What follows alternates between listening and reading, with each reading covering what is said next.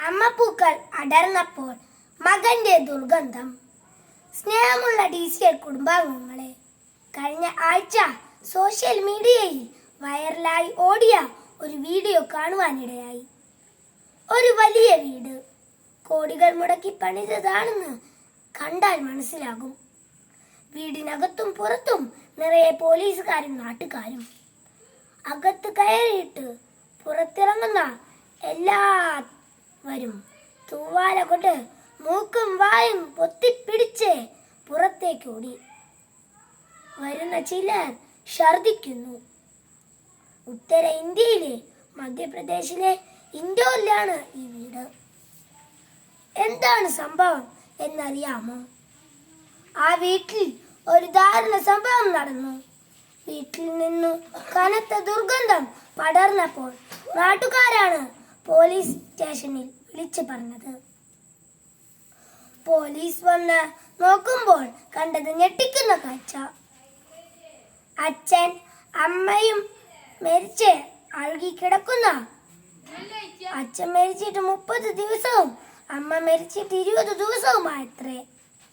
കൂട്ടുകാരെ, ഈ അച്ഛനും അമ്മയ്ക്കും ഒരേ ഒരു മകനേ ഉള്ളൂ. അയാൾ അമേരിക്കയിലാണത്രേ. വാർഷിക വരുമാനം 1 കോടിയോളം വരും എന്നാണ് കേട്ടത്. എന്നാലും 2 ജീവിതങ്ങൾ സമ്പൂർണമായി സമർപ്പിച്ച് വളർത്തിയ പുന്നാര മകൻ മരണ നേരത്ത് പുതുക്കാൻ ആ മാതാപിതാക്കൾക്ക് 1 കോടി മുണ്ട് പോലും കൊടുത്തില്ല. സ്വന്തം കാര്യം സെറ്റായി കഴിഞ്ഞപ്പോൾ അവൻ സ്വന്തം മാതാപിതാക്കളെ മറന്നുപോയി. വാർദ്ധക്യം ബാധിച്ച് രോഗം വന്ന് അവശരായി സഹായത്തിനായി ഒറ്റയ്ക്കിരുന്ന് നിലവിളിച്ച ആ മാതാപിതാക്കളുടെ അവസ്ഥ കൂട്ടുകാർ നിങ്ങളുടെ ചിന്തയ്ക്ക് വിഷയമാക്കണം.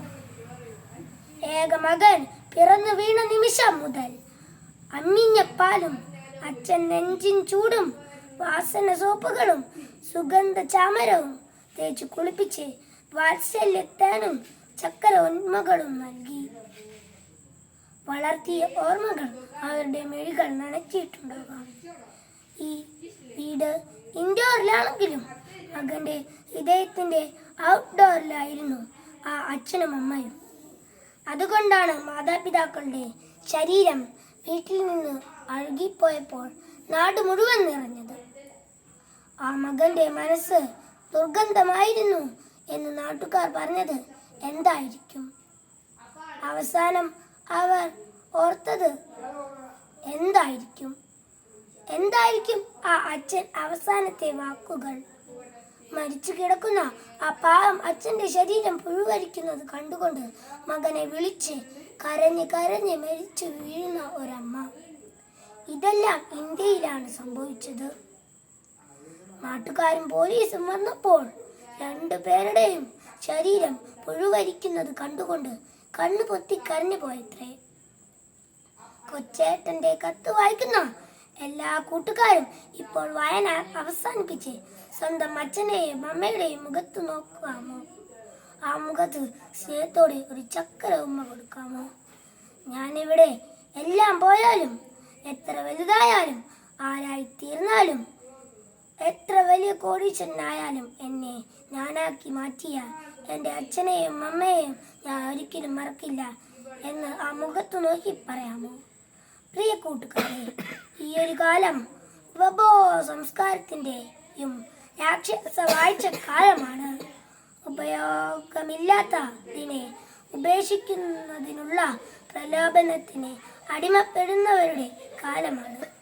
അതുകൊണ്ട് പല വീടുകളിലും എത്ര സ്നേഹിച്ചു വളർത്തിയ മക്കൾ ആണെങ്കിലും മക്കൾ വലുതായി കഴിയുമ്പോൾ മാതാപിതാക്കളെ കൊണ്ട് ഇനി ഉപയോഗമില്ലെന്ന് തോന്നുന്നത്.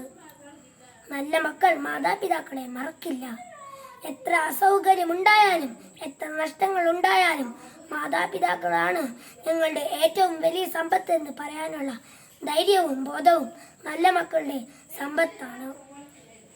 അത്തരത്തിലുള്ള സമ്പന്നരാകാൻ കൂട്ടുകാർക്ക് കഴിയുമ്പോൾ മാതാപിതാക്കളുടെ നന്മയുടെയും മക്കളുടെ സ്നേഹത്തിൻ്റെയും സുഗന്ധം കൊണ്ട് വീടും നാടും നിറയും. അങ്ങനെ നിങ്ങളുടെയും വീട്ടിലും നാട്ടിലും സ്നേഹത്തിൻ്റെ സുഗന്ധം നിറയട്ടെ എന്ന് ആശംസിക്കുന്നു.